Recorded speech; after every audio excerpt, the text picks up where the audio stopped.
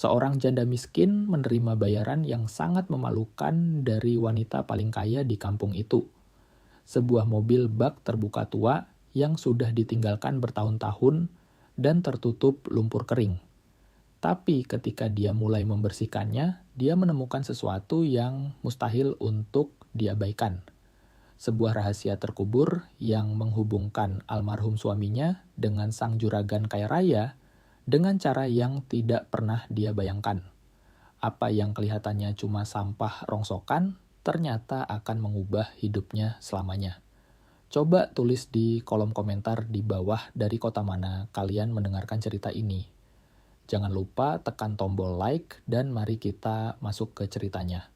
Di Desa Sukamaju, tempat di mana matahari membakar tanah kering dan jalanan tanah berdebu menerbangkan kenangan masa lalu, tinggallah Sari.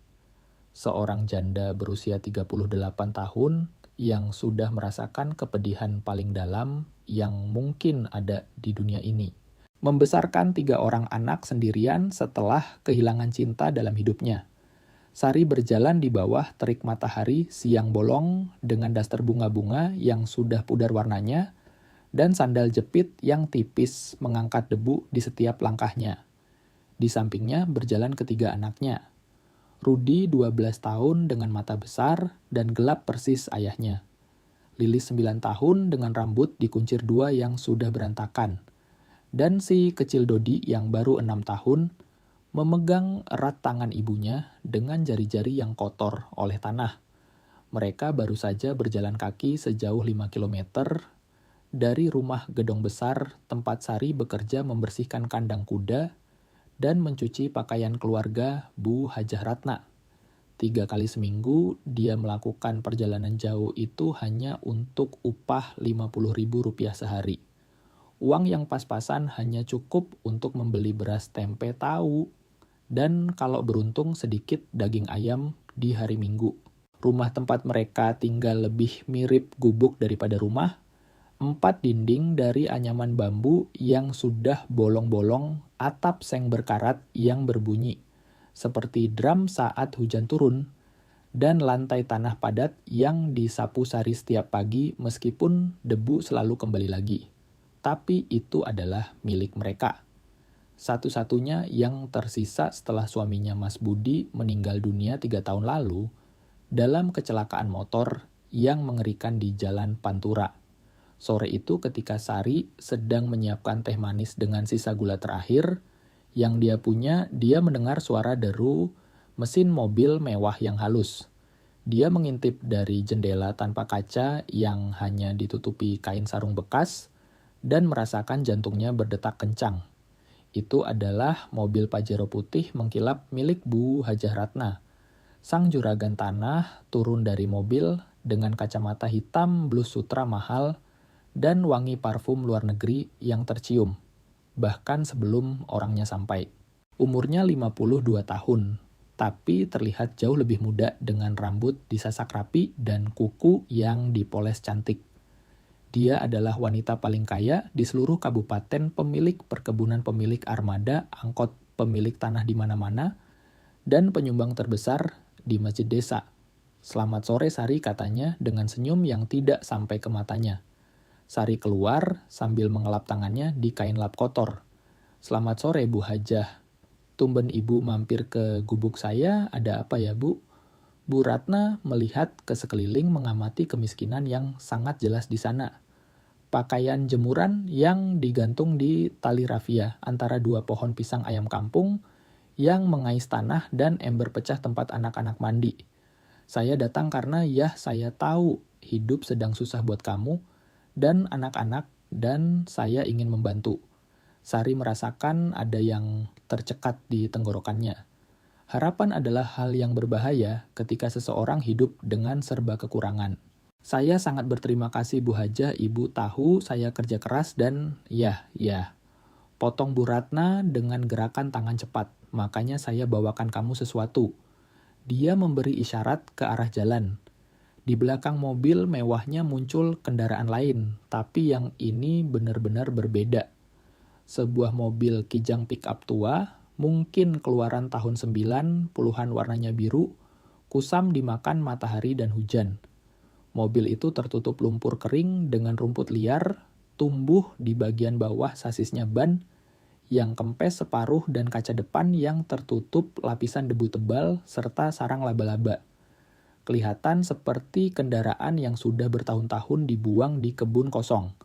Seorang pekerja Bu Ratna menyetirnya dengan susah payah, mesinnya bersuara kasar seperti batuk orang sakit tua. Ketiga anak Sari berlari keluar rumah dengan mata terbelalak. Mobil teriak Dodi girang. Tapi Rudi Sisulung mengerutkan kening melihat kondisi kendaraan itu. Itu mobil jelek banget, Bu. Sari tidak tahu harus bicara apa. Dia menatap kijang bak terbuka yang hancur itu, lalu menatap Bu Ratna mencoba mengerti maksudnya. Bu Haja saya bingung, harus bilang apa? Bu Ratna membetulkan letak kacamatanya dan berbicara dengan suara yang mencoba terdengar dermawan, tapi terdengar dingin. Saya tahu ini bukan barang mewah Sari. Kami menemukannya di salah satu tanah kosong, di belakang gudang perkebunan. Sudah bertahun-tahun di sana, tapi saya pikir mungkin kamu dan anak-anak bisa memanfaatkannya. Lebih baik daripada tidak sama sekali kan? Kalian bisa memperbaikinya atau menjualnya kiloan ke tukang rongsok, terserah mau diapakan.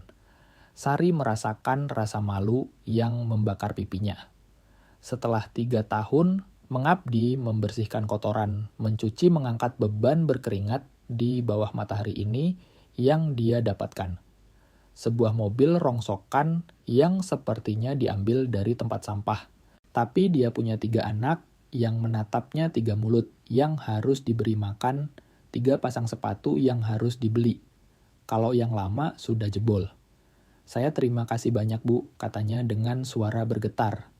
Benar-benar bantuan apa saja kami terima. Bu Ratna tersenyum, tapi ada yang aneh dengan senyum itu, sesuatu yang Sari tidak bisa baca. Apakah itu rasa tidak nyaman, rasa bersalah, atau sekadar ingin cepat pergi? Baguslah, surat-suratnya ada di laci dashboard ya, kalau belum dimakan rayap. Sopir saya akan tinggalkan kuncinya. Jaga diri baik-baik Sari. Salam buat anak-anak. Dia naik ke mobil mewahnya dan pergi meninggalkan debu yang mengepul meninggalkan kendaraan hancur itu. Seolah-olah baru saja membuang sampah di halaman orang. Rudi berjalan mengelilingi mobil itu mengetuk logam yang berkarat. Bu, ini sih murni besi tua. Lilis memanjat ke atas kap mesin dan mengintip lewat kaca kotor. Tapi ini besi tua punya kita kan, Bu? Dodi si bungsu menendang ban yang kempes. Nanti bisa jalan kan, Bu? Sari mendekat pelan-pelan. Kendaraan itu benar-benar bencana. Cat birunya sudah mengelupas parah. Ada karat di pintu-pintu. Kaca belakang penuh sarang laba-laba dari dalam, dan dari mesin keluar bau apek serta bau tanah. Tapi ketika dia meletakkan tangannya di atas kap mesin yang panas karena matahari, dia merasakan sesuatu yang aneh. Seperti merinding, seolah-olah rongsokan besi tua itu mengenal namanya. Ibu tidak tahu, nak, jawabnya pelan. Tapi kita akan coba bersihkan. Kalau kita bisa perbaiki, sedikit saja mungkin laku dijual ke tukang besi dan kita bisa beli beras dan lauk untuk sebulan. Rudi mengangguk, dia selalu jadi anak yang paling bertanggung jawab. Aku bantuin, ibu aku ambil air dari sumur. Lilis melompat turun, aku yang lap kacanya. Dodi mengangkat tangan kecilnya, aku juga bantu. Dan begitulah saat matahari mulai turun, dan mewarnai langit desa dengan warna oranye, keluarga Sari mulai membersihkan kijang pikap tua yang terlupakan itu. Tanpa tahu bahwa di dalam logam berkarat dan jok yang sobek itu tersembunyi sebuah kebenaran yang akan mengubah nasib mereka selamanya. Sari mengusap setir mobil yang penuh debu tebal dan berbisik. Sebenarnya kamu ini mobil siapa? Dari mana asalmu? Angin berhembus di antara pohon-pohon jati kering, membawa kata-katanya pergi, seolah mobil itu punya telinga untuk mendengar dan punya rahasia untuk diceritakan. Rahasia apa yang disembunyikan mobil tua ini? Kenapa Bu Ratna terlihat begitu tidak nyaman saat memberikannya? Dan apa yang akan ditemukan Sari saat membersihkan bagian dalamnya? Jangan lewatkan bagian kedua dari kisah janda dan mobil tua yang terlupakan. Sudah 2 hari berlalu sejak mobil bak terbuka itu tiba di halaman rumah Sari. 2 hari kerja keras di bawah matahari desa Sukamaju yang menyengat tanpa ampun. Rudi bolak-balik mengangkut ember demi ember air dari sumur timba umum, membawa beban berat itu dengan lengan kurusnya yang baru mulai memperlihatkan otot seorang remaja laki-laki. Lilis menggosok kaca jendela mobil dengan kain bekas dan sedikit cuka sampai tangan kecilnya memerah dan keriput karena air. Dan si kecil Dodi menyapu bagian dalam mobil dengan sapu lidi yang ukurannya hampir lebih besar dari badannya sendiri, mengeluarkan daun-daun kering tanah dan bahkan sarang tikus yang sudah ditinggalkan. Sari bekerja tanpa istirahat mencabut rumput liar yang tumbuh di sasis bawah mobil, menarik tanaman rambat yang melilit di as roda.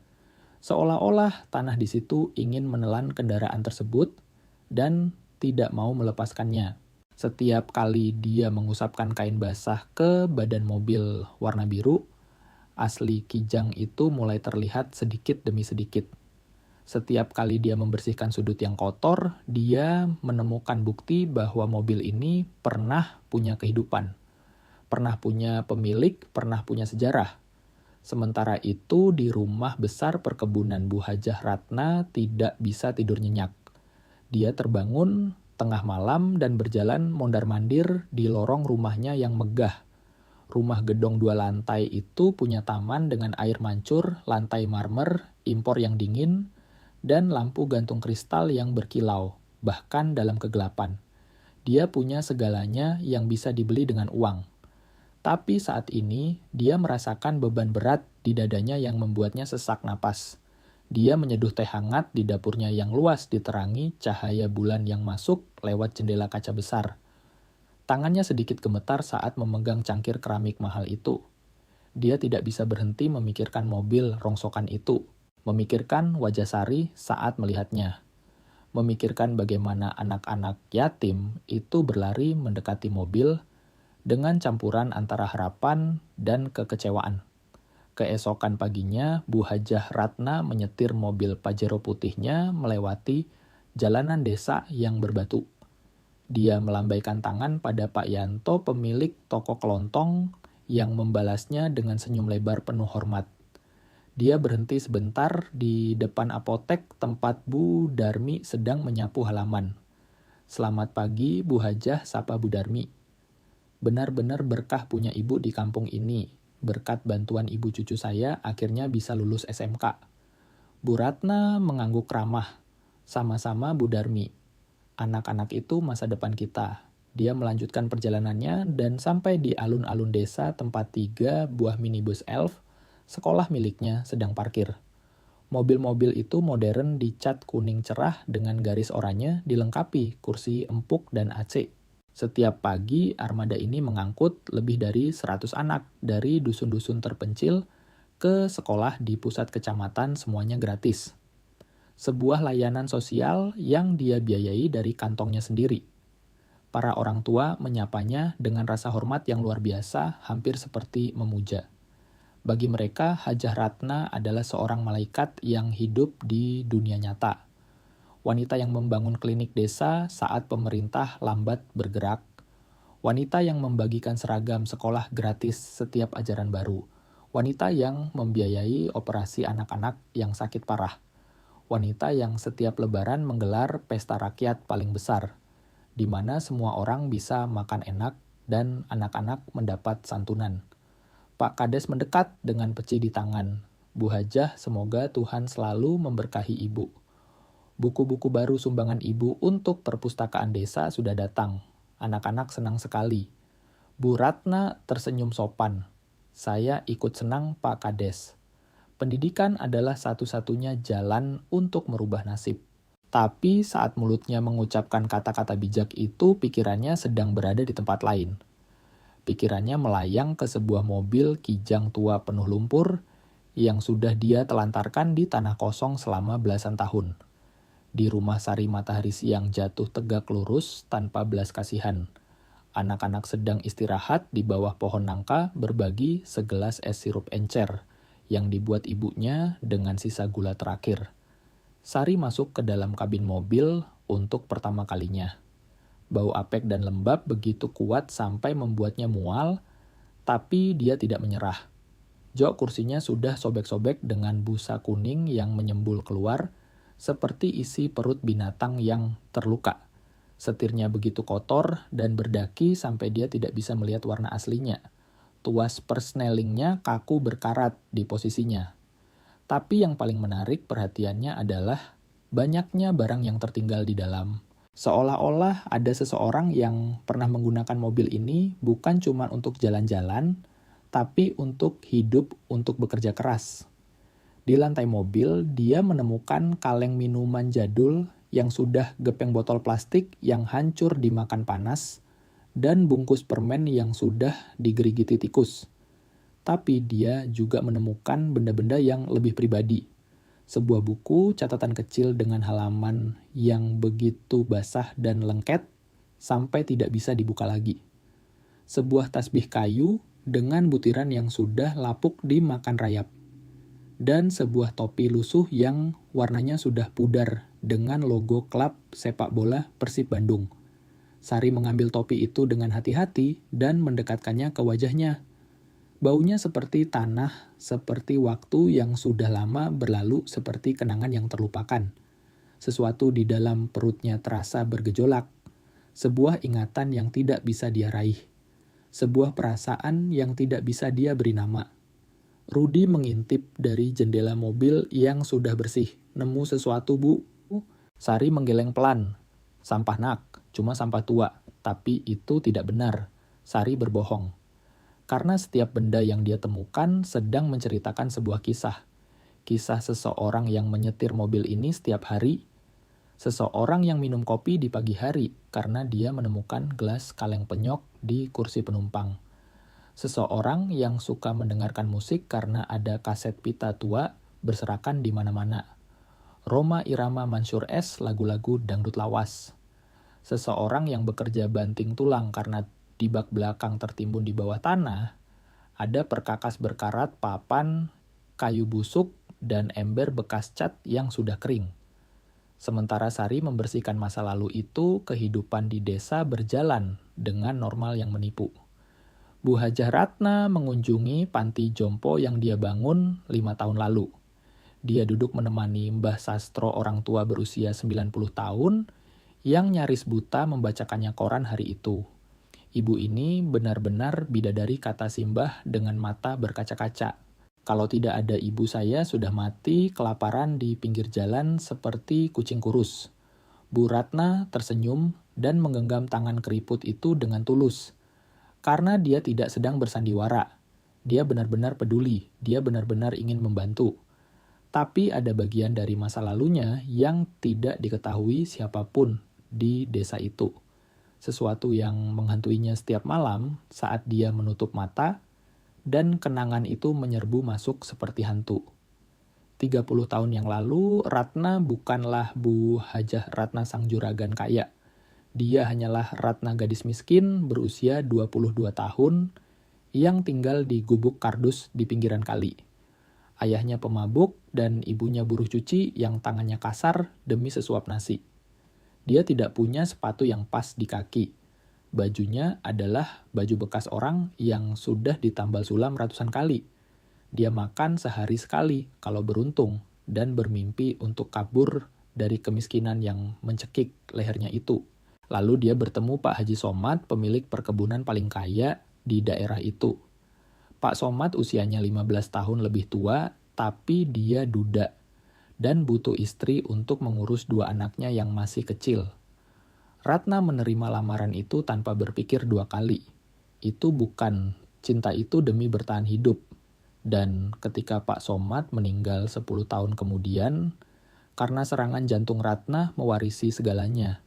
Semuanya. Dengan uang dan tanah berhektar-hektar itu, Ratna melakukan hal yang tidak diduga banyak orang. Dia membantu sesama. Dia ingat rasanya kelaparan. Dia ingat malunya tidak bisa beli buku tulis. Dia ingat dinginnya malam tanpa selimut tebal. Dan dia bertekad tidak boleh ada anak di desa Sukamaju yang mengalami nasib seperti dirinya dulu. Tapi ada satu potongan sejarah yang tidak pernah dia ceritakan pada siapapun. Sebuah momen yang mengubah nasibnya yang berhubungan erat dengan mobil Kijang Biru yang sekarang sedang digosok oleh Sari dengan penuh keringat. Apa sebenarnya hubungan mobil rongsokan itu dengan kekayaan Bu Ratna? Dan kenapa Sari merasa begitu akrab dengan barang-barang yang dia temukan di dalamnya? 18 tahun yang lalu, tepatnya saat Ratna baru saja memulai kegiatan sosialnya. Di desa, dia pernah merasa sangat putus asa. Saat itu, dia butuh kendaraan untuk mengangkut anak-anak dari dusun terpencil ke sekolah, tapi dia belum punya cukup uang untuk membeli mobil angkot. Dia hanya punya uang pas-pasan untuk makan dan menjaga agar perkebunan peninggalan suaminya tidak bangkrut. Ratna ingat betul dia sedang duduk di pinggir trotoar alun-alun dengan kepala tertunduk menangis karena frustrasi. 10 anak terancam putus sekolah hanya karena tidak ada angkutan yang lewat di kampung mereka. Saat itulah laki-laki itu datang. Seorang pria berusia sekitar 35 tahun dengan kijang bak terbuka warna biru, senyum ramah, dan mata yang teduh. Dia turun dari mobil dan menghampiri Ratna. Dia bertanya dengan sopan kenapa Ratna menangis sendirian di pinggir jalan. Ratna menceritakan masalahnya. Dia menjelaskan niatnya untuk membantu anak-anak sekolah, tapi terhalang biaya. Pria itu mendengarkan dengan tenang sambil mengangguk-angguk. Lalu dia melakukan sesuatu yang tidak akan pernah dilupakan Ratna seumur hidupnya.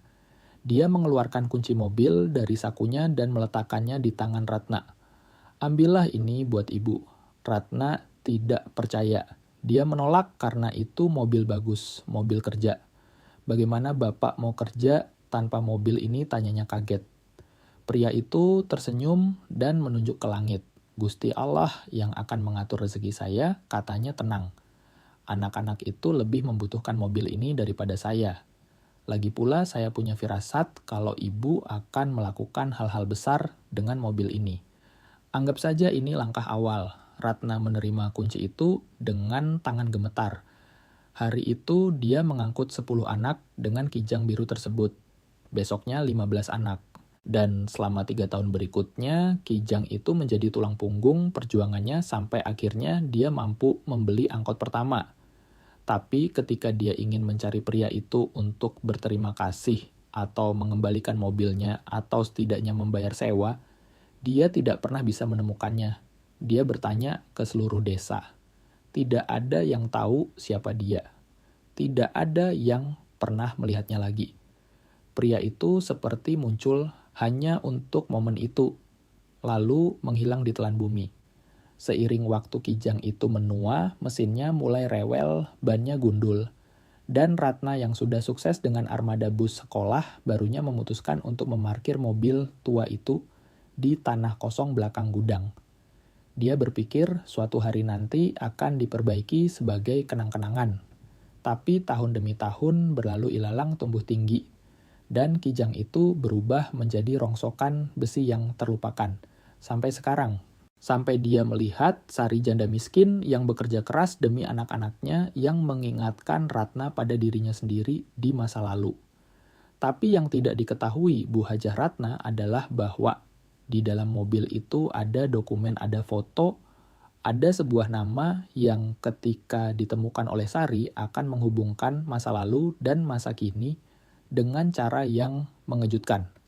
Karena pria yang memberikan mobil itu 18 tahun lalu bukanlah orang asing tanpa nama. Dia adalah manusia biasa punya keluarga, punya nama, dan punya hidup yang berakhir terlalu cepat di aspal jalanan Pantura. Dan Sari sekarang sedang berada di ambang penemuan besar itu. Ini adalah hari ketiga pembersihan dan panasnya udara Desa Sukamaju benar-benar menyiksa. Matahari membakar kulit, membuat besi mobil terasa seperti wajan penggorengan. Sari sudah mengikat kepalanya dengan kain basah, tapi keringat terus mengalir membasahi daster dan membuat matanya perih. Rudi berhasil meminjam selang air dari tetangga sebelah Pak RT dan mereka menyemprot bagian dalam mobil untuk melunakkan lumpur yang sudah mengeras seperti batu. Air yang keluar berwarna coklat pekat membawa debu puluhan tahun. Lilis bernyanyi lagu daerah sambil menyikat jok dengan sikat cuci baju, dan Dodi bermain dengan mainan plastik bekas yang dia temukan di sela-sela sampah. Sari fokus membersihkan bagian depan. Dia sudah mengelap dashboard, membersihkan sarang laba-laba dari spion tengah, dan menggosok setir sampai tangannya lecet. Sekarang dia sedang membungkuk meraba bagian bawah jok pengemudi tempat yang paling gelap dan paling berdebu. Jari-jarinya menyentuh sesuatu yang keras, dingin logam dan berat, sesuatu yang tersangkut di sana. "Rudi, sini nak, bantu ibu sebentar." Anak laki-lakinya mendekat mengelap tangan basahnya ke celana pendek. Dia berjongkok di samping ibunya dan ikut meraba ke kolong jok. Ini kotak, Bu. Kotak besi, tapi lengket banget sama karatnya. "Tarik pelan-pelan, nak. Jangan sampai rusak." Mereka berdua menarik sekuat tenaga sampai benda itu terlepas dengan suara berderit kasar. Itu adalah kotak besi persegi panjang seukuran kotak sepatu yang seluruh permukaannya tertutup karat merah tebal. Karat itu begitu parah sampai terlihat seperti lem yang menyegel tutup kotak itu. Gembok kecilnya sudah hancur termakan usia. Sari mengelap permukaan kotak itu dengan kain basah dan samar-samar muncul tulisan yang digoreskan di atas logam. Kenangan penting. Jangan dibuka tanpa izin BS. BS, 2 huruf inisial yang belum berarti apa-apa bagi mereka. 2 huruf yang masih menjadi misteri.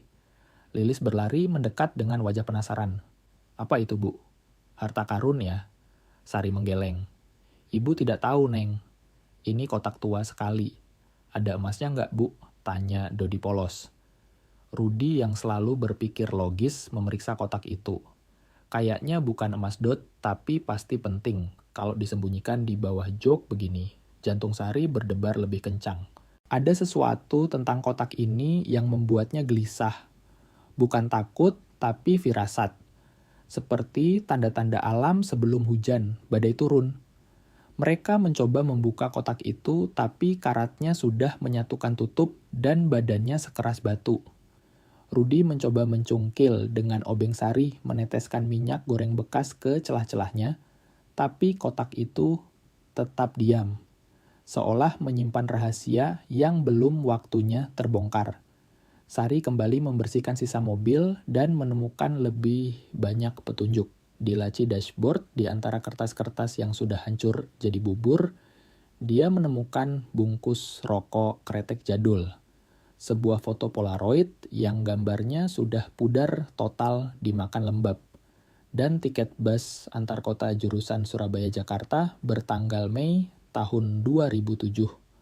2007, tahun di mana dia dan Mas Budi menikah. Tahun di mana mereka sedang membangun mimpi-mimpi sederhana mereka. Di bawah jok penumpang dia menemukan benda lain, sebuah senter besi tua yang sudah mati. Sebuah termos air panas kecil yang penyok, dan sebuah pisau lipat saku yang gagangnya berkarat tapi masih terlihat inisial yang diukir kasar. BS. Lagi-lagi inisial itu. Sari duduk di kursi pengemudi menghirup bau debu dan masa lalu. Dia memejamkan mata mencoba membayangkan siapa pemilik mobil ini. Kenapa dia meninggalkan mobil beserta barang-barangnya? Apakah dia meninggal mendadak dan tidak ada keluarga yang mengambilnya? Lamunannya buyar ketika Rudi memanggilnya dengan suara aneh. "Bu, aku nemu sesuatu lagi." Rudi berdiri di bak belakang mobil memegang selembar kertas kuning yang terlipat rapi terbungkus di dalam plastik bening tebal yang sudah kaku. Dengan sangat hati-hati, Rudi merobek plastiknya dan membuka lipatan kertas itu. Itu adalah dokumen resmi sebuah surat pernyataan bermaterai lama. Tulisannya agak pudar tapi masih bisa dibaca. Surat pernyataan hibah. "Saya yang bertanda tangan di bawah ini Budisan," sisa nama belakangnya tertutup noda air coklat. Dengan sadar dan ikhlas menyerahkan kendaraan Toyota Kijang tahun 1997 ini untuk digunakan sebagai angkutan sekolah gratis di Desa Sukamaju. Hibah ini saya berikan tanpa mengharap imbalan demi membantu anak-anak yang kesulitan. Semoga berkah, tertanda Budi Santoso. Tanggal 14 Maret 2007, Sari membaca kertas itu sekali, 2 kali, 3 kali. Pandangannya mulai kabur karena air mata mendesak keluar. Budi Santoso, tidak mungkin. Suaminya bernama Budi Santoso. Tapi di tahun 2007, Mas Budi bilang dia terpaksa menjual mobil Kijang birunya karena butuh uang untuk membayar uang muka tanah rumah mereka. Sari tidak pernah meragukan suaminya. Dia percaya 100%. Tapi kertas di tangannya ini bicara lain. Kertas ini bilang Budi tidak menjual mobil itu. Budi memberikannya. Menghibahkannya secara gratis untuk menolong anak-anak orang lain. Sari menutup mulutnya dengan tangan menahan isak tangis yang mau meledak. Rudi menatap ibunya cemas. Bu ibu kenapa? Inisial itu Ruth, BS. Budi Santoso itu nama bapakmu. Hening yang mencekam turun di halaman rumah itu. Rudi menjatuhkan tangan ke samping kaget setengah mati. Lilis mendekat dan memegang tangan ibunya. Mobil ini punya bapak bu. Sari tidak sanggup menjawab. Dia hanya bisa memeluk ketiga anaknya erat-erat sementara air matanya jatuh membasahi jok mobil tua yang dia kira sampah itu. Ternyata ini adalah peninggalan suaminya. Bagian dari sejarah Mas Budi yang tidak pernah dia ketahui. Tonyo yang belum paham benar ikut memeluk. Jangan nangis bu, nanti kita bagusin mobil bapak, nanti jadi keren. Dan saat matahari mulai terbenam, Sari akhirnya mengerti. Mobil ini tidak datang kebetulan. Bu Hajah Ratna tidak memberikannya tanpa alasan. Ada benang merah yang menghubungkan suaminya yang sudah tiada dengan wanita paling kaya di desa itu. Dan jawabannya pasti ada di dalam kotak besi berkarat yang belum bisa dibuka itu. Besok Sari akan memaksa kotak itu terbuka. Besok dia akan mendatangi Bu Hajah Ratna untuk menuntut penjelasan. Karena mobil ini bukan lagi sedekah yang memalukan. Mobil ini adalah jembatan menuju kebenaran. Sari tidak bisa memejamkan mata sepanjang malam. Dia hanya bolak-balik di atas tikar pandan tipisnya mendengarkan napas tenang anak-anaknya yang tertidur pulas. Tapi pikiran Sari berputar kencang seperti angin puyuh, penuh dengan pertanyaan yang tidak ada jawabannya. Setiap kali dia menutup mata, dia melihat surat pernyataan kuning dengan inisial suaminya. Setiap kali dia mencoba istirahat, dia mendengar suara hatinya sendiri bertanya hal yang sama berulang-ulang. Kenapa Bu Hajah Ratna memberikan mobil itu padanya? Kenapa mobil itu? Bukan kebetulan. Di seluruh gudang perkebunan yang luas itu, pasti ada traktor bekas, ada mesin giling padi tua, ada perabotan yang sudah tidak dipakai. Kalau sang juragan ingin memberinya sedekah karena kasihan, dia bisa saja memberi uang tunai. Dia bisa memberi baju bekas layak pakai. Dia bisa memberi sembako, tapi tidak. Dia memberikan mobil Kijang biru itu secara khusus. Mobil yang sudah dibiarkan membusuk di tanah kosong entah berapa lama. Ketika cahaya matahari pertama masuk lewat celah dinding bilik, Bambu Sari sudah bangun. Dia mengenakan baju terbaiknya, gamis sederhana yang warnanya sudah agak pudar, tapi bersih dan menyisir rambutnya dengan rapi menggelungnya ke belakang. Dia menatap cermin retak yang tergantung di paku dan melihat pantulan seorang wanita berumur 38 tahun, yang terlihat seperti 50 tahun. Kerutan di sekitar matanya menceritakan malam-malam tanpa tidur. Lingkaran hitam di bawah matanya bicara tentang beban hidup yang beratnya seperti batu kali. Tapi hari ini ada yang beda di matanya. Ada tekad yang menyala. Dia meninggalkan anak-anak yang masih tidur dengan pesan yang ditulis di sobekan kertas buku tulis. Makan roti yang ada di meja. Jangan main dekat mobil sampai ibu pulang. Ibu sayang kalian. Perjalanan kaki menuju rumah gedong Bu Ratna belum pernah terasa sejauh ini. Setiap langkah kaki Sari menerbangkan debu jalanan desa. Matahari pagi mulai terasa hangat dan udara berbau tanah kering serta aroma bunga melati dari pagar tetangga. Beberapa petani lewat memikul cangkul dan menyapanya. Lewat juga Mang Udin dengan sepeda ontel tuanya membawa bebek-bebek ke sawah. Pagi Neng Sari, mau kerja ya? Pagi Mang. Iya saya harus bicara sama Bu Hajah. Semoga berkah ya Neng, Ibu Hajah itu orang baik, kalau nggak ada beliau kampung kita ini susah maju. Sari hanya mengangguk sopan tapi mulutnya terkunci rapat. Di kepalanya terngiang kata-kata dari surat usang itu. Hibah ini saya berikan tanpa mengharap imbalan demi membantu anak-anak yang kesulitan. Mas Budi membantu anak-anak desa. Mas Budi menyumbangkan mobilnya supaya ada yang mengantar mereka sekolah. Dan siapa orang di desa ini yang sekarang punya armada bus sekolah gratis? Siapa yang dianggap pahlawan pendidikan di desa Sukamaju? Bu Hajah Ratna. Potongan-potongan teka-teki itu mulai menyatu membentuk gambaran yang mengerikan tapi juga indah. Ketika Sari sampai di gerbang besi, tempat yang megah pintu gerbang itu sedikit terbuka. Halaman rumputnya hijau subur kontras sekali dengan tanah desa yang kering berkat penyiram tanaman otomatis. Bunga bougainville ungu merambat cantik di dinding rumah utama yang dicat putih bersih.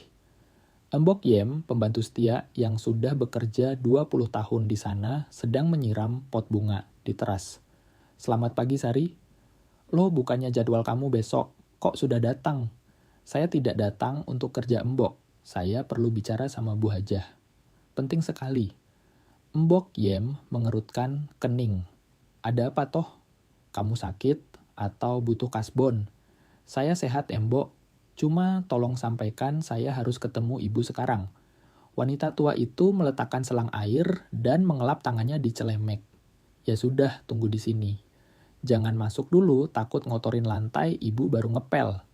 Sari menunggu di bawah pohon mangga, merasakan jantungnya berdetak makin kencang. Ini bukan rasa takut, ini rasa penasaran yang mendesak.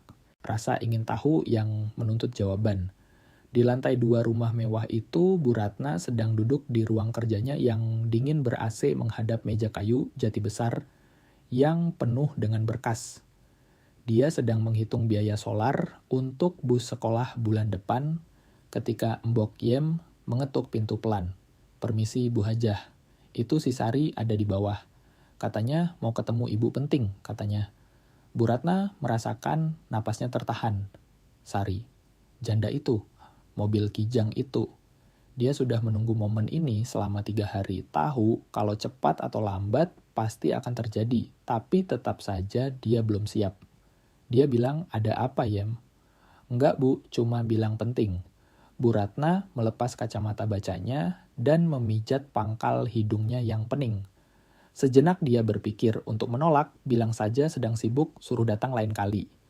Tapi dia tahu dia tidak bisa lari terus. Dia tidak bisa lari dari hantu masa lalu yang sudah mengejarnya selama 18 tahun.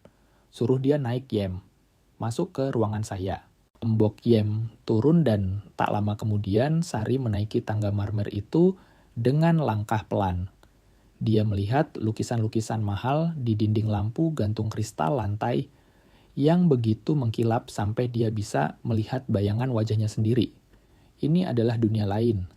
Dunia yang tidak tersentuh oleh debu dan kemiskinan tempat dia tinggal. Ruang kerja Bu Ratna luas dan harum pewangi ruangan. Rak buku penuh dengan ensiklopedia tebal. Kursi kulit empuk di dekat jendela. Karpet tebal yang harganya mungkin lebih mahal dari nyawa Sari. Dan di balik meja besar itu duduklah Hajah Ratna dengan kerudung sutra dan baju gamis mahal mencoba terlihat tenang, tapi tangannya meremas tasbih kecil di pangkuannya. Selamat pagi, Sari. Duduklah. Sari duduk di kursi tamu di depan meja, punggungnya tegak kaku, tangannya saling meremas di pangkuan. Sesaat tidak ada yang bicara. Hening yang berat penuh dengan rahasia yang mendesak keluar. Bu Hajah Sari memulai dengan suara yang dipaksakan tegas. Saya datang mau tanya satu hal penting, dan saya mohon ibu jawab jujur. Bu Ratna menelan ludah. Tentu, ada apa? Kenapa ibu kasih saya mobil itu?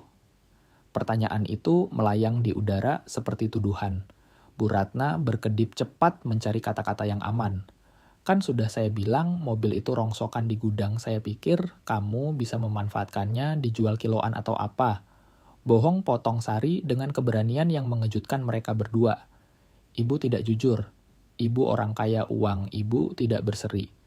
Kalau ibu mau bantu, ibu bisa kasih uang, kasih beras, kasih beasiswa buat anak-anak.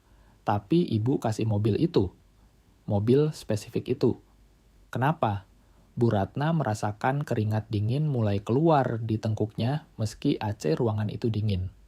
Dia berdiri dan berjalan ke arah jendela memunggungi Sari menatap taman indahnya yang dia bangun dengan susah payah.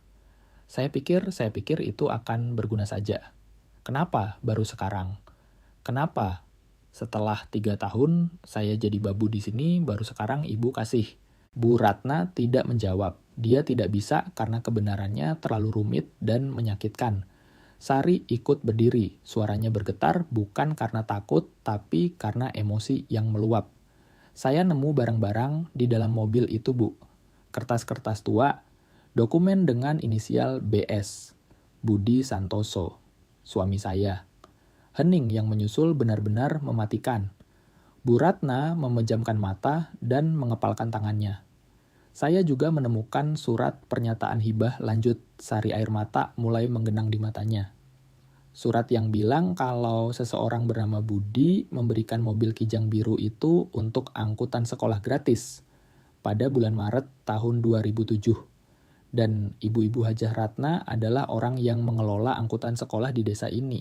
Ibu yang dipuji-puji semua orang, ibu yang memulai semua kebaikan ini. Bu Ratna berbalik perlahan.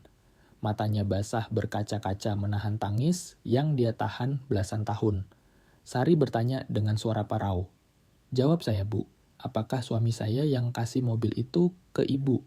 Pertanyaan itu menggantung di antara dua wanita beda nasib itu seperti jembatan rapuh yang bisa menyatukan atau menghancurkan mereka. Bu Ratna menarik napas panjang, mengusap air mata yang lolos di pipinya yang halus, dan mengangguk pelan. Sangat pelan, tapi cukup. Iya, bisiknya, serak. Suamimu yang memberikannya padaku. Sari merasa lututnya lemas seketika. Dia harus berpegangan pada pinggiran meja supaya tidak ambruk. Kata-kata itu nyata. Suaminya Mas Budi yang meninggal 3 tahun lalu, ayah dari anak-anaknya, pernah bertemu dengan wanita kaya raya ini. Pertemuan yang tidak pernah Sari ketahui seumur hidupnya. Kapan, tanya Sari lirih. Kapan ibu kenal Mas Budi? Bu Ratna berjalan kembali ke mejanya tapi tidak duduk. Dia berdiri sambil mencengkeram pinggiran meja kayu itu, seolah itu satu-satunya yang menahannya tetap berdiri. 18 tahun yang lalu, di alun-alun desa. Waktu itu saya sedang ada di titik terendah dalam hidup saya. Ibu kan sudah kaya potong sari dengan nada sedikit pahit. Ibu sudah jadi juragan tanah. Apa susahnya hidup ibu? Bu Ratna menggeleng pelan. Saya punya tanah warisan suami, iya. Tapi waktu itu saya punya utang di mana-mana. Saya janda muda yang tidak tahu cara mengelola perkebunan. Saya berusaha menyelamatkan tanah peninggalan suami dan di saat yang sama saya ingin menolong orang desa. Karena saya tahu rasanya jadi orang miskin Sari. Sari mengerutkan kening bingung. Ibu pernah miskin. Saya tidak lahir di rumah gedong ini, Sari. Saya lahir di gubuk kardus di pinggir kali. Bapak saya pemabuk. Ibu saya buruh cuci sama seperti kamu. Saya tidak punya sepatu sampai saya lulus SD. Saya makan nasi cuma pakai garam dan jelantah karena tidak ada lauk.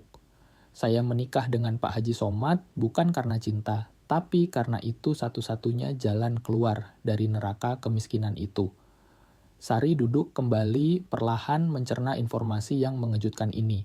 Wanita paling kaya di desa dermawan yang dipuja-puja ternyata berasal dari lumpur yang sama dengan dirinya. Ketika Pak Haji meninggal, lanjut Bu Ratna dengan suara gemetar, saya mewarisi semuanya. Dan saya berjanji saya akan pakai uang itu untuk bantu anak-anak miskin. Karena saya pernah jadi anak miskin yang dihina. Saya ingat rasanya ingin sekolah tapi tidak punya ongkos. Dia mengambil tisu dan mengelap hidungnya. Tapi uang saya waktu itu tidak cukup. Aset banyak tapi uang tunai kosong. Saya tidak sanggup beli bus, bahkan beli mobil bekas pun tidak mampu. Padahal ada 10 anak di Dusun Watu yang terancam putus sekolah karena tidak ada angkutan. 10 anak kecil dengan tas kresek berisi buku menunggu di pinggir jalan setiap pagi dengan harapan kosong. Sari mendengarkan dalam diam hatinya, mulai memahami sesuatu yang besar. Suatu sore, lanjut, Bu, Ratna saya duduk di trotoar alun-alun. Saya menangis karena frustrasi. Saya merasa gagal. Saya sudah janji mau bantu anak-anak itu, tapi saya tidak bisa. Saya merasa jadi pembohong besar. Lalu datanglah seorang laki-laki. Dia naik kijang pick-up biru mobil tua, tapi terawat. Dia turun dan menghampiri saya. Dia tanya kenapa saya menangis. Dan entah kenapa saya ceritakan semuanya pada orang asing itu. Saya bilang saya butuh kendaraan buat anak-anak sekolah, tapi saya tidak punya uang. Sari merasakan air mata mulai jatuh di pipinya sendiri. Lalu dia melakukan apa, Bu? Bu Ratna tersenyum di sela tangisnya mengingat momen yang mengubah takdirnya itu. Dia mengeluarkan kunci mobilnya. Dia taruh di telapak tangan saya. Dan dia bilang, ambillah Bu ini buat Ibu. Begitu saja. Tanpa minta bayaran, tanpa minta namanya dicatat, dia cuma menatap saya dengan mata yang teduh dan bilang, Gusti Allah yang akan kasih ganti buat saya, tapi anak-anak itu lebih butuh mobil ini daripada saya. Sari menutup mulutnya, menahan isak tangis. Itu terdengar persis seperti Mas Budi, suaminya. Laki-laki yang pernah memberikan sandalnya sendiri ke pengemis di pasar. Laki-laki yang selalu membagi bekal makannya dengan kuli bangunan lain. Laki-laki yang percaya bahwa menolong orang adalah alasan kenapa manusia diciptakan. Saya tidak percaya waktu itu, kata Bu Ratna. Saya tanya bagaimana dia mau kerja tanpa mobilnya. Dia bilang dia akan cari jalan lain. Saya tanya siapa namanya. Dia cuma bilang, tidak penting, yang penting anak-anak bisa sekolah. Lalu dia pergi jalan kaki, naik angkot, meninggalkan mobilnya begitu saja. Bu Ratna berjalan ke lemari kaca, mengambil sebuah bingkai foto tua, dan memberikannya pada Sari. Itu foto Polaroid yang sudah pudar. Sebuah kijang biru yang penuh sesak dengan anak-anak SD yang tertawa bahagia. Semuanya pakai seragam, semuanya melambaikan tangan. Foto ini saya ambil hari pertama saya pakai mobil suamimu. Saya antar 15 anak ke sekolah. Besoknya 20. Selama 3 tahun, mobil itu jadi nyawa kegiatan sosial saya. Berkat mobil, itu saya bisa buktikan kalau program saya berhasil dan saya dapat bantuan dana dari pemerintah. Berkat mobil itu, Sari berkat suamimu saya bisa bangun semua ini, klinik, sekolah, semuanya. Sari memeluk bingkai foto itu, air matanya menetes di atas kaca. Dia melihat wajah-wajah bahagia anak-anak di foto itu. Dia melihat mobil yang sekarang ada di halaman rumahnya hancur dan berkarat, tapi dulu pernah menjadi pahlawan. Dia melihat warisan suaminya yang dia kira hanya buruh biasa, ternyata punya rahasia mulia yang tidak pernah diceritakan. Kenapa ibu tidak pernah cari? Dia tanya Sari dengan suara serak. Kenapa tidak pernah berterima kasih? Saya cari dia, Sari. Berbulan-bulan saya cari. Saya tanya ke orang-orang pasar. Saya gambarkan wajahnya, tapi tidak ada yang tahu. Atau mungkin mereka tahu, tapi tidak sadar. Waktu berlalu mobil itu makin tua rusak, dan saya yang sudah bisa beli bus, baru akhirnya memarkirnya di tanah belakang. Saya pikir suatu hari nanti akan saya perbaiki jadi monumen. Tapi saya sibuk dan mobil itu tertutup ilalang, jadi besi tua yang terlupakan. Bu Ratna menunduk bahunya turun, karena rasa bersalah. Waktu saya lihat kamu kerja di sini. Dengan wajah lelahmu, dengan anak-anakmu yang menunggu di rumah. Kamu mengingatkan saya pada diri saya sendiri 30 tahun lalu. Saya ingin bantu, tapi saya bingung caranya supaya tidak menyinggung harga dirimu. Lalu, saya ingat mobil itu. Saya pikir kalau saya kasih mobil, itu kamu bisa jual ambil uangnya. Saya tidak pernah menyangka kamu akan menemukan surat-surat itu. Saya pikir mobil itu sudah kosong. Sari berdiri dengan kaki gemetar. Dia berjalan ke jendela melihat ke arah halaman luas yang dibangun di atas pondasi kebaikan suaminya. Dia tidak pernah bilang apa-apa sama saya, bisik Sari. Dia bilang, mobilnya dijual buat bayar uang muka tanah rumah. Saya percaya saja. Mungkin Dia tidak mau kamu khawatir, kata Bu Ratna lembut. Mungkin dia tahu kalau dia bilang mobilnya disumbangkan, kamu akan marah karena kalian juga butuh uang. Laki-laki baik kadang menyembunyikan kebaikannya karena tahu dunia ini terlalu perhitungan. Sari mengangguk pelan. Dia mengerti sekarang. Budi melakukan apa yang dia yakini benar. Dia berbohong demi kebaikan yang lebih besar. Ada satu hal lagi, Bu, kata Sari berbalik menatap Bu Ratna. Ada sebuah kotak besi yang kami temukan di bawah jok supir. Kotaknya terkunci mati karena karat. Kami belum bisa membukanya. Tapi ada inisialnya. BS. Bu Ratna terlonjak kaget. Kotak apa? Kotak besi kecil, tertulis di atasnya kenangan penting. Jangan dibuka tanpa izin BS. Bu Ratna memegang dadanya, jantungnya berpacu. Saya tidak pernah lihat kotak itu.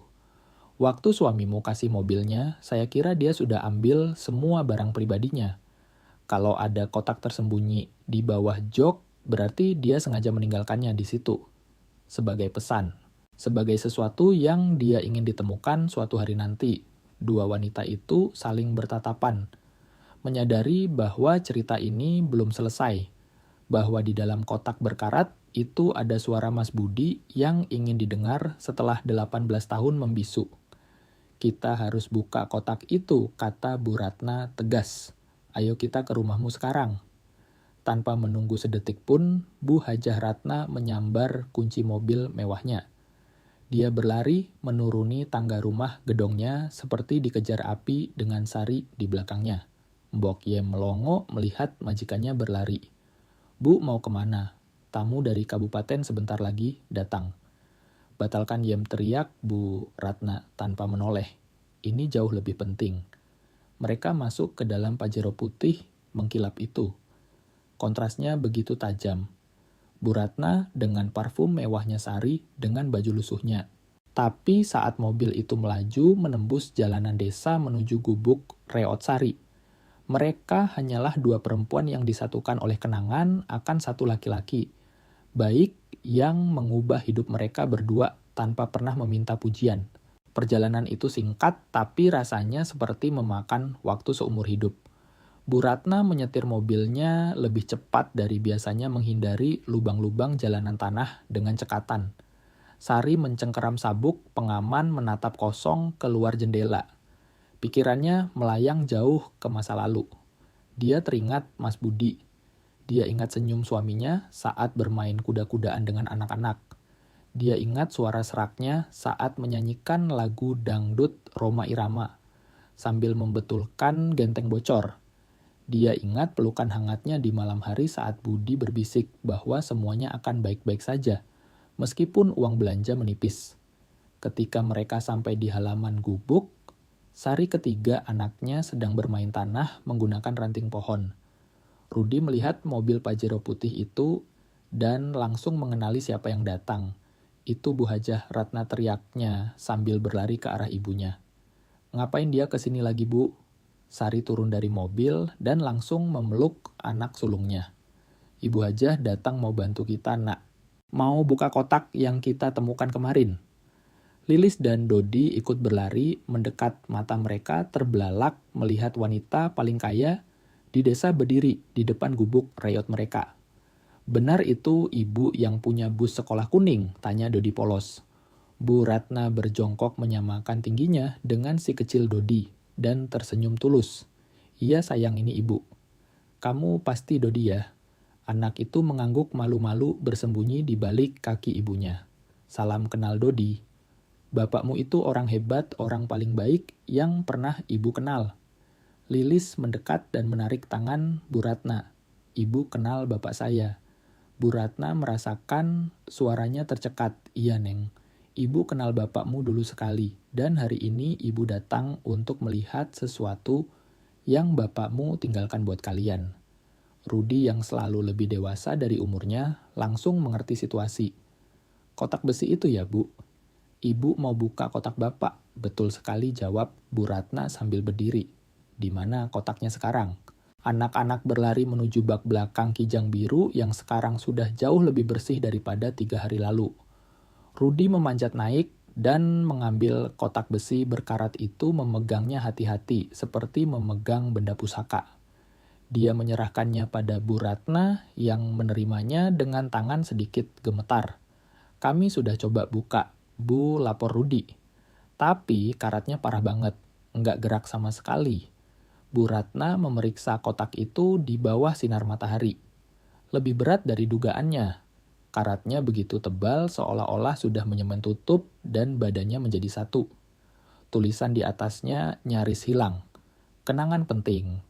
Jangan dibuka tanpa izin BS. Kita butuh alat, kata Bu Ratna tegas. Obeng minyak, goreng palu kecil, dan kesabaran.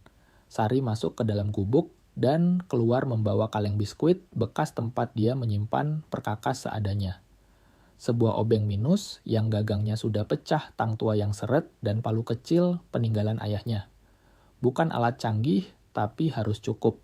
Mereka semua duduk melingkar di bawah pohon nangka mengelilingi kotak misterius itu. Bu Ratna melepas cincin-cincin emasnya dan memasukkannya ke dalam tas. Dia menggulung lengan baju gamis, mahalnya tidak peduli kalau nanti kotor bersiap bekerja kasar. Dia mengambil obeng dan mulai mencongkel sudut-sudut kotak mencoba mencari celah sekecil apapun. Logam beradu dengan logam bunyinya ngilu. Karatnya terlalu kuat. Biar saya coba Bu, kata Rudi mengulurkan tangan. Bu Ratna memberikan obeng itu. Anak laki-laki itu dengan tenaga muda dan keinginan kuat untuk mengenal ayahnya menekan obeng, sekuat tenaga di salah satu sudut. Terdengar bunyi krak. Retakan kecil muncul. Harapan mulai terlihat. Itu teriak Lilis. Mulai kebuka. Sari menuangkan sedikit minyak jelantah ke celah retakan itu membiarkannya meresap pelan-pelan. Mereka menunggu 5 menit yang terasa seperti 5 jam. Lalu Rudi mencoba lagi. Kali ini retakannya membesar. Karat-karat rontok berjatuhan seperti kulit kering, luka lama. Bu Ratna mengambil palu kecil dan dengan ketukan-ketukan lembut, tapi pasti dia memukul sekeliling tutup kotak. Setiap ketukan membawa mereka makin dekat pada kebenaran. Akhirnya setelah hampir setengah jam berjuang, tutupnya goyang. Rudi dan Bu Ratna menarik bersamaan ke atas dan dengan bunyi besi berdecit terakhir, kotak itu terbuka. Bagian dalamnya ternyata sangat kering. Karat di luar justru menjadi pelindung yang membuat kotak itu kedap udara. Isinya terbungkus rapi dalam plastik-plastik bening.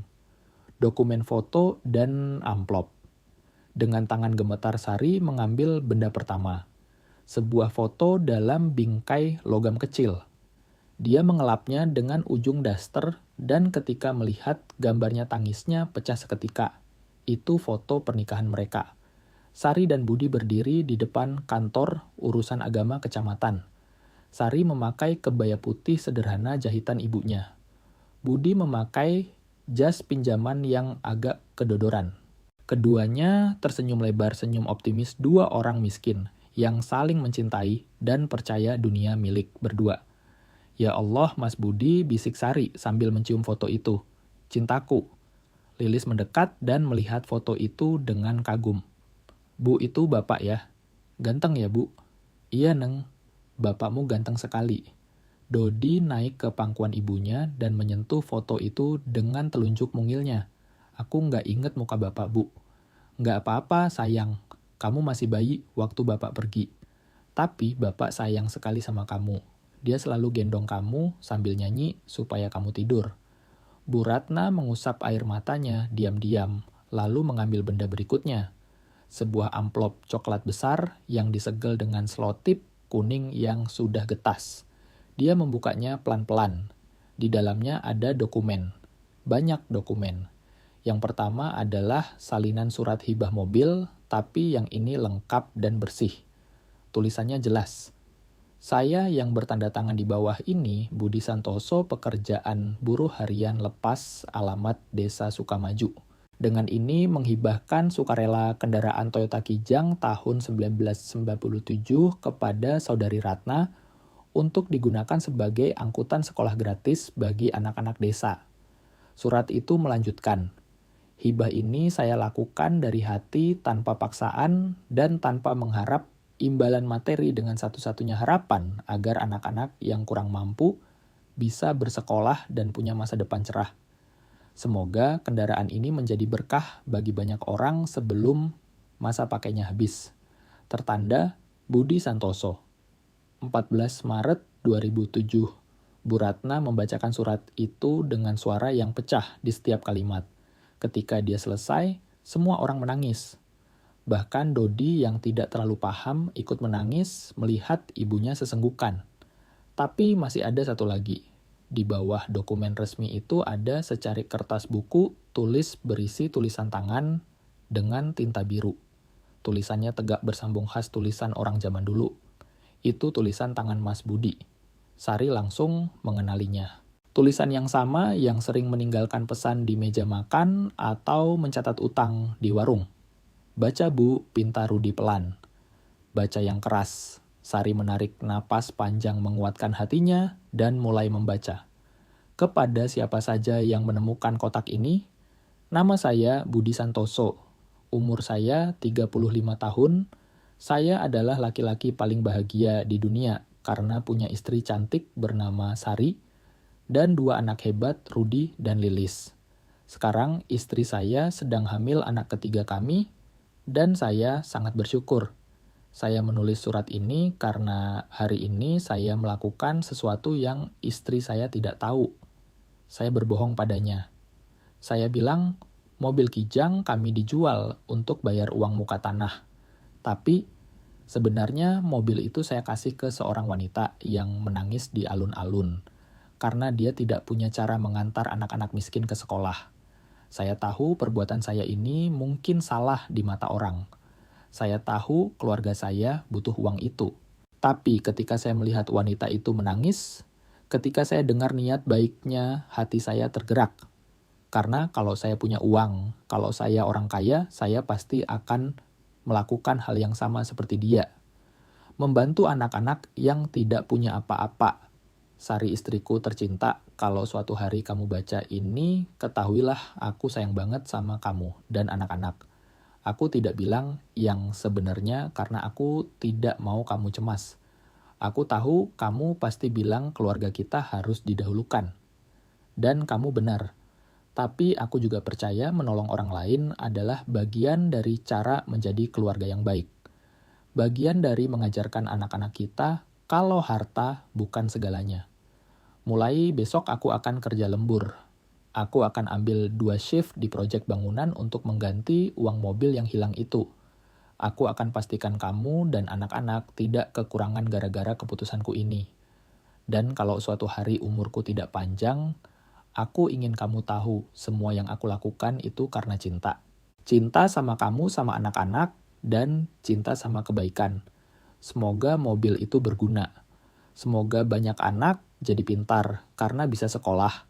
Semoga sumbangan kecilku ini jadi benih pohon besar yang bermanfaat. Dengan sepenuh hati, Budi Santoso. Saat Sari selesai membaca hening yang tercipta begitu dalam. Angin seolah berhenti bertiup untuk menghormati kata-kata sederhana dari seorang kuli bangunan yang berhati emas. Bu Ratna menundukkan kepala dalam-dalam, menangis tergugu. Rudi memeluk ibunya dari samping Lilis dari sisi satunya, dan Dodi memeluk leher ibunya erat-erat. Jangan nangis, Bu. Bapak orang baik, Bapak sayang kita. Iya, nak, bisik Sari mencium kepala anaknya. Bapakmu laki-laki paling baik di dunia. Dan kita harus bangga jadi keluarganya. Bu Ratna mengangkat wajahnya. Maskaranya luntur matanya bengkak, tapi tatapannya penuh tekad baru. Sari katanya tegas. Suamimu memberiku kesempatan untuk mengubah hidupku. Dia memberiku alat untuk memulai semua kesuksesan ini. Dan sekarang giliran saya. Giliran saya mengembalikan hadiah itu. Bukan kepada dia karena dia sudah tenang di sana, tapi kepada keluarganya. Kepada kamu dan anak-anak. Sari menggeleng cepat sambil menyeka air mata. Tidak usah, Bu Hajah. Ibu tidak hutang apa-apa. Suami saya ikhlas kok. Dia tidak minta balasan. Saya tahu, potong Bu Ratna sambil berdiri. Saya tahu dia ikhlas. Justru karena itu saya harus melakukan ini. Ini bukan bayar hutang Sari. Ini menanam benih. Suamimu menanam benih kebaikan di hidup saya 18 tahun lalu. Benih itu tumbuh jadi pohon besar berupa yayasan sekolah klinik dan perkebunan ini. Sekarang pohon itu harus berbuah untuk anak-anaknya. Dia mendekati Sari dan menggenggam kedua tangan kasar buruh cuci itu dengan erat. Saya mau tawarkan sesuatu, Sari. Bukan sebagai majikan ke pembantu, bukan sedekah, tapi sebagai seorang wanita yang berhutang nyawa pada suamimu. Saya mau tawarkan kemitraan. Sari merasakan jantungnya berdegup kencang sampai ke telinga. Kemitraan apa, Bu? Saya mau kamu kerja sama saya. Bukan bersihkan kandang kuda, bukan nyuci baju.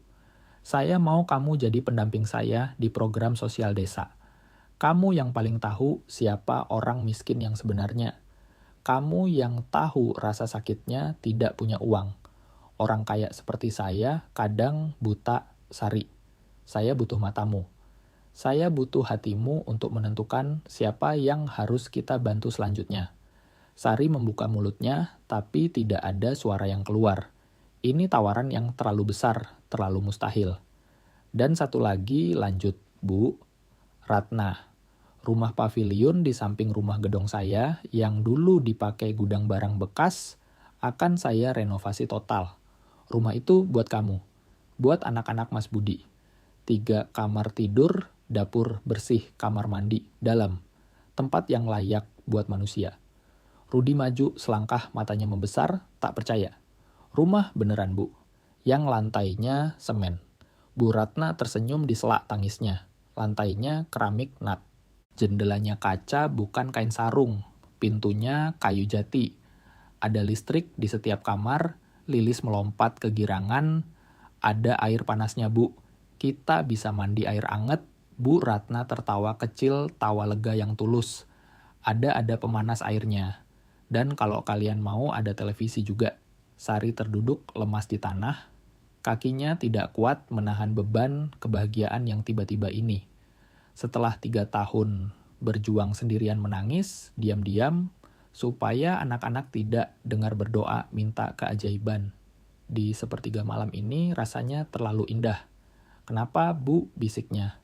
Kenapa Ibu lakukan semua ini buat kami? Bu Ratna ikut duduk di tanah berdebu di samping Sari, tidak peduli baju mahalnya kotor. Karena 18 tahun lalu saat saya tidak punya apa-apa, saat saya putus asa, ada satu orang yang percaya sama saya. Dia kasih kunci mobilnya dan bilang, Gusti Allah yang akan atur rezeki. Dan dia benar. Tuhan mengatur semuanya dengan indah. Dia menunjuk ke arah kijang biru yang terparkir bisu. Dan mobil ini, mobil cantik ini, tidak akan jadi rongsokan lagi. Kita akan perbaiki sampai seperti baru. Kita akan pajang di depan gerbang perkebunan sebagai monumen. Supaya semua orang tahu semua kekayaan ini dimulai dari kebaikan hati Budi Santoso. Rudi memegang bahu ibunya. Bu, terima aja, Bu. Demi Bapak, demi kita. Sari menatap ketiga anaknya. Wajah mereka kotor, baju mereka lusuh, tapi mata mereka bersinar penuh harapan. Dia melihat bayangan Mas Budi di wajah mereka. Suaminya pasti tersenyum lebar di atas sana melihat ini. Baik, Bu, bisik Sari akhirnya. Saya terima. Demi anak-anak, demi Mas Budi, Bu Ratna memeluknya erat. Dan di pelukan itu tembok pemisah antara si kaya dan si miskin runtuh. Seketika digantikan oleh persaudaraan yang diikat oleh kebaikan masa lalu. 3 bulan berikutnya, hidup mereka berubah seperti dibalikkan telapak tangan. Rumah pavilion di samping rumah gedong direnovasi siang malam. Tukang-tukang memasang keramik putih bersih mengecat dinding dengan warna cerah memasang atap yang tidak bocor. Sari dan anak-anak datang menengok setiap minggu, melihat bagaimana gudang tua itu berubah menjadi istana kecil mereka. Sementara itu, kijang biru itu dibawa ke bengkel restorasi mobil klasik terbaik di kota kabupaten. Mekanik-mekanik handal membongkarnya sampai ke baut terkecil. Mereka membuang karat, mengganti plat yang keropos, mengecat ulang dengan warna biru orisinal yang mengkilap. Mesinnya dibongkar total dan dirakit ulang sampai suaranya halus. Joknya diganti kulit sintetis baru yang empuk. Krom bumpernya dipoles sampai bisa dipakai bercermin. Sari mulai pekerjaan barunya pelan-pelan. Awalnya dia canggung hanya mengekor Bu Ratna keliling desa. Tapi lama-lama dia mulai berani bersuara. Bu Ratna lihat rumah Pak Somad itu. Mereka tidak butuh beras-beras mereka banyak dari panen. Mereka butuh genteng karena kalau hujan anaknya tidur sambil duduk. Bu Ratna mendengarkan dan menyadari bahwa Sari benar. Sari menjadi mata dan hati dari yayasan amalnya. Rudi masuk sekolah favorit dengan seragam baru dan sepatu yang tidak bolong. Lilis ikut les menyanyi di sanggar seni. Dodi tumbuh gemuk dan sehat karena makanannya bergizi. Sampai akhirnya tibalah hari Sabtu yang cerah itu. Sebuah truk towing datang membawa muatan istimewa ke rumah baru Sari. Di atas bak truk itu bertenggerlah sang legenda. Kijang biru itu kembali pulang, tapi kali ini dia terlihat seperti baru keluar dari pabrik tahun 90-an. Anak-anak berhamburan keluar rumah. Itu mobil Bapak, teriak Dodi. Mengkilap banget, Sari keluar dengan tangan penuh tepung karena sedang bikin kue di dapur barunya yang bersih. Dia terpaku melihat mobil itu. Bu Ratna turun dari mobilnya tersenyum lebar sambil memegang kunci kontak. Ini kuncinya Sari. Sudah siap seperti hari pertama Budi membelinya. Sari menerima kunci itu dengan tangan gemetar. Dia membuka pintu supir dan wangi mobil. Baru menyeruak keluar bercampur dengan wangi kenangan. Bu Haja saya nggak tahu harus bilang apa. Bu Ratna menggeleng. Jangan bicara, naik saja. Ajak anak-anak keliling desa. Biar orang-orang lihat kalau kebaikan Budi Santoso masih hidup dan berjalan gagah. Sari naik ke kursi supir. Rudi di sampingnya. Lilis dan Dodi di belakang. Dia memegang setir yang kini mulus terbungkus kulit. Dia memejamkan mata sebentar dan bersumpah dia bisa merasakan hangat tangan suaminya di sana. "Siap, Bu?" tanya Rudi. "Siap, Nak. Kita pamerin mobil Bapak ke seluruh kampung." Mesin menderu halus saat dinyalakan. Suaranya merdu seperti musik kemenangan. Sari memasukkan gigi satu dan mobil itu melaju pelan meninggalkan halaman. Mereka akan berkeliling desa menuju alun-alun, di mana sebuah kejutan terakhir sudah menunggu mereka. Sari menyetir mobil itu dengan hati-hati melewati jalanan berbatu desa Sukamaju. Orang-orang di pinggir jalan berhenti beraktivitas. Mereka menoleh kaget melihat kijang biru yang mengkilap itu lewat. Pak Yanto, pemilik warung kelontong, melambaikan tangannya tinggi-tinggi sambil tersenyum lebar. Bu Darmi tetangga yang dulu sering memberi Sari sisa sayuran mengusap air matanya karena terharu. Dia juga mengenal Mas Budi dan dia ingat betapa baiknya almarhum dulu. Pak Ujang, tukang tambal ban, di ujung jalan sampai berdiri dan memberikan hormat saat mobil itu melintas di depan bengkelnya. Mereka sampai di alun-alun desa dan pemandangan di sana membuat napas Sari tertahan. Bu Hajah Ratna sudah menunggu di sana. Tapi dia tidak sendirian. Dia telah menyiapkan sebuah upacara kecil.